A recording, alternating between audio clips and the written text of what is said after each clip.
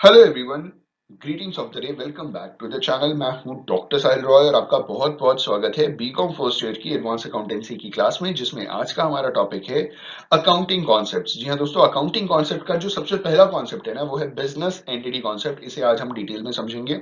दोस्तों, accounting concepts में जितनी भी टॉपिक्स आएंगे ना, सबके ऊपर आपको एक सेपरेट वीडियो मिलेगा, तो प्लीज परेशान नहीं होइएगा। आज हम समझेंगे बिजनेस एंटिटी कॉन्सेप्ट को डिटेल में। ठीक है दोस्तों, आइए शुरुआत करते हैं और इसे डिटेल में समझते हैं। अकाउंटिंग कॉन्सेप्ट में सबसे पहला कॉन्सेप्ट है बिजनेस एंटिटी कॉन्सेप्ट। दोस्तों, बिजनेस एंटिटी कॉन्सेप्ट का मतलब ये होता है कि बिजनेस की खुद की एक अपनी अलग पहचान होती है, distinct from their owners and managers. समझिएगा कि जो भी बिजनेस के, देखिए, ओनर अलग होते हैं और कई जगह पे मैनेजर्स अलग होते हैं। ठीक है, बड़ी बड़ी कंपनीज में ओनर्स हो गए इक्विटी शेयर होल्डर्स, ठीक है, और managers top level management, middle level management, lower level management. आपने पढ़ा होगा लेवल्स ऑफ मैनेजमेंट। ठीक है, तो ओनर की पहचान अलग होती है, मैनेजर्स की पहचान अलग होती है, और बिजनेस की खुद की अपनी एक अलग पहचान होती है। This is business entity concept. ठीक है, ओनर ने कुछ गड़बड़ी की, बिजनेस के ऊपर कोई फर्क नहीं पड़ेगा। मैनेजर ने कुछ गड़बड़ी की, हाँ फर्क पड़ेगा, लेकिन उतना नहीं। मान लीजिए मैनेजर ने पर्सनल लाइफ में कुछ गड़बड़ी कर दी, ठीक है, किसी को मार दिया, जेल चला गया, उससे बिजनेस एंड की इमेज के ऊपर कोई फर्क नहीं पड़ेगा, क्योंकि उस मैनेजर को निकाल देंगे, बाकी कंपनी काम करती रहेगी। बात समझ रहे हैं? मीनिंग समझते हैं सबसे पहले। The business enterprise is a separate identity and distinct from that of its owners and managers. तो जो बिजनेस एंटरप्राइज है वो एक सेपरेट एंटिटी है, उसकी एक अलग खुद की पहचान है।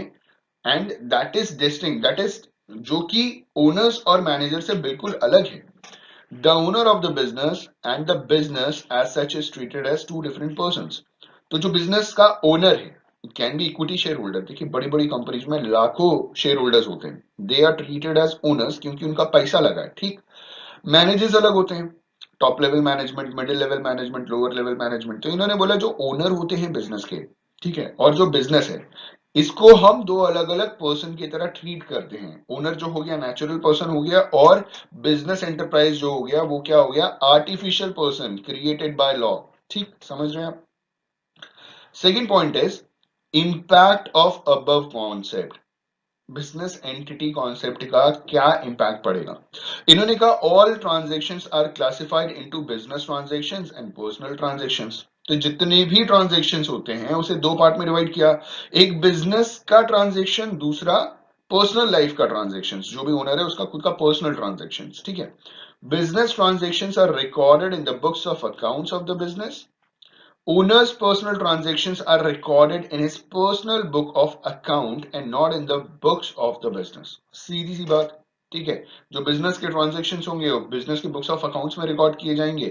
जो ओनर के पर्सनल ट्रांजेक्शन्स होंगे, अब यहाँ पे ओनर आप सोल ट्रेडर भी समझ सकते हैं। ठीक है, उसका जो पर्सनल ट्रांजेक्शन होगा, उसने टीवी, फ्रिज, वॉशिंग मशीन घर के इस्तेमाल के लिए अगर खरीदा है, ठीक है, तो ये उसका पर्सनल बुक ऑफ अकाउंट में रिकॉर्ड होगा, ना कि बिजनेस के बुक ऑफ अकाउंट्स में रिकॉर्ड होगा।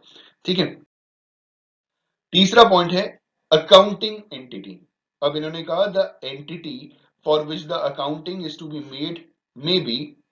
इन्होंने कहा कि किसकी आप अकाउंटिंग करेंगे। ठीक है, सबसे पहले कह रहे हैं कि बिजनेस अंडरटेकिंग, दूसरा होता है नॉन बिजनेस अंडरटेकिंग। अब बिजनेस अंडरटेकिंग में इन्होंने बोला कि बिजनेस यूनिट इटसेल्फ, इसमें सोल ट्रेडर होता है जहां पे एक इकलौता इंसान पूरे बिजनेस को करता है। दूसरा है पार्टनरशिप फर्म, ठीक है, जहां पे पार्टनरशिप किया जाता है।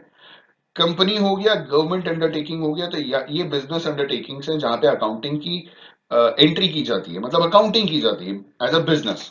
दूसरा इन्होंने बोला है कि बी पॉइंट, अभी तो हमने ये किया कि बिजनेस यूनिट इटसेल्फ। दूसरा है a defined part of a business that is department.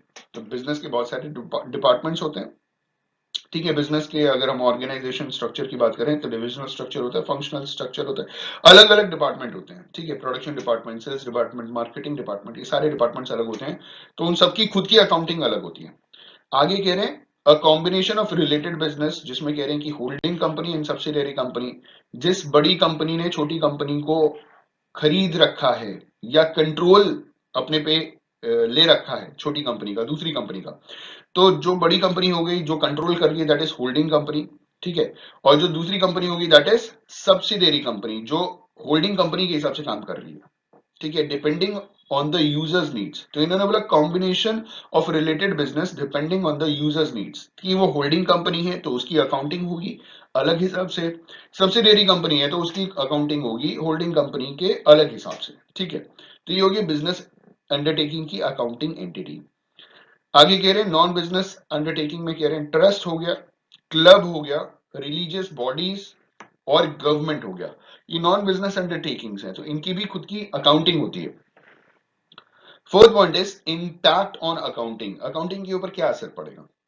इन्होंने बोला the entity concept has the following impact on accounting. ये जो बिजनेस एंटिटी, जहां पे सेपरेट एंटिटी कॉन्सेप्ट है ना, बिजनेस की खुद की अलग पहचान, इसका अकाउंटिंग के ऊपर ऐसे असर पड़ेगा जिसमें सबसे पहले कह रहे हैं कि बिजनेस के पॉइंट ऑफ व्यू से all transactions are recorded from the viewpoint of the entity itself and not from the viewpoint of the other parties such as owners, managers और customers।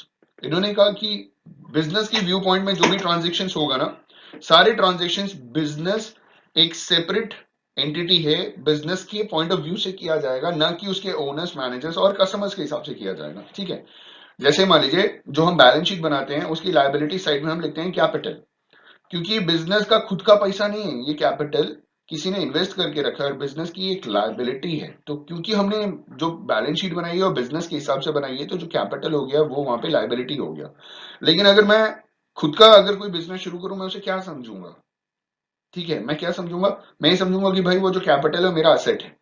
आप बात समझ रहे हैं, क्योंकि मेरा खुद का बिजनेस है। लेकिन अगर हम उसे एज अ सेपरेट एंटिटी समझें, तो वो बिजनेस के पॉइंट ऑफ व्यू से क्या हो गया, वो बिजनेस के लिए कर्ज हो गया, वो बिजनेस की एक लायबिलिटी हो गई। इसके आगे कह रहे हैं कि ओनर्स बिजनेस ट्रांजैक्शंस। इन्होंने कहा this concept leads to lender borrower relationship. Lender का मतलब जो उधार दे रहा है, बोरोवर का मतलब जो उधार ले रहा है, ठीक है। This concept leads to lender borrower relationship between the business and the owner of the business, ठीक है। तो अभी जैसे मैंने आपको एग्जांपल क्या दिया कि मैं तो समझ रहा हूं, लेकिन बुक्स ऑफ अकाउंट्स के हिसाब से क्या होगा कि जो पैसे मैंने लगाए वो बुक्स ऑफ अकाउंट्स के हिसाब से, मेरी कंपनी के हिसाब से, मेरी फर्म के हिसाब से, मेरे बिजनेस के हिसाब से, वो बिजनेस के लिए कर्ज है, ठीक है। मैं लेंडर हूं, मैं बिजनेस को उधार दे रहा हूं, बिजनेस बोरोवर है, और यहाँ पे लेंडर बोरोवर रिलेशनशिप है ओनर और बिजनेस के बीच जो ट्रांजेक्शन होते हैं, ठीक है। एक और है भाई इसमें, एक और क्या और भी है।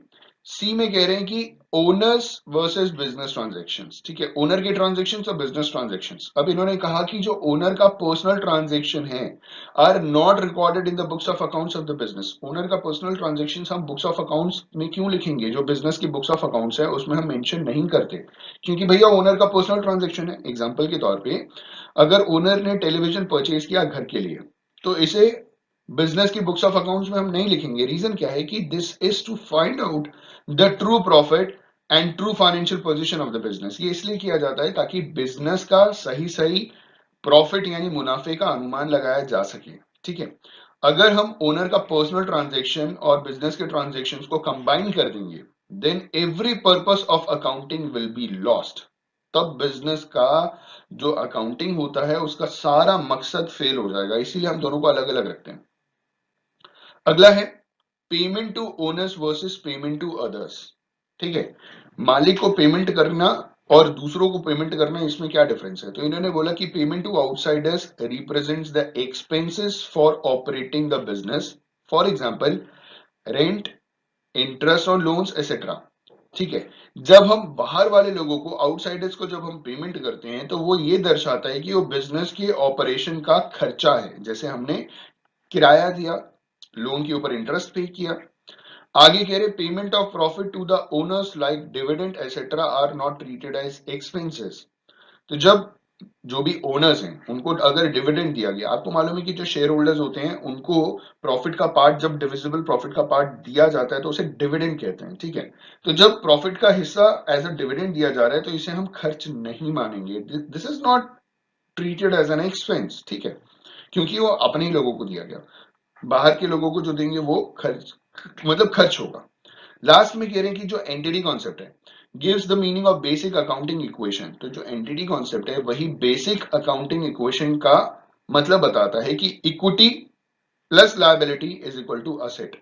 असेट में लायबिलिटीज भी आती हैं और इक्विटी, मतलब ये दोनों बराबर होता है, इक्विटी और लायबिलिटी असेट के बराबर होना चाहिए। तो ये इक्वेशन है, अकाउंटिंग इक्वेशन, और यही मिला जुला करके आप देखिए तो बैलेंस शीट में भी ये होता है ना, लाइबिलिटीज में हम इक्विटी भी डाल देते हैं, ठीक है, liabilities plus equity that is asset. दोस्तों आई होप एंड बिलीव कि आपको बिजनेस एंटिटी कॉन्सेप्ट क्लियर हो गया होगा। On this note, thank you so much for watching this video, have a good day and all the best for your examinations.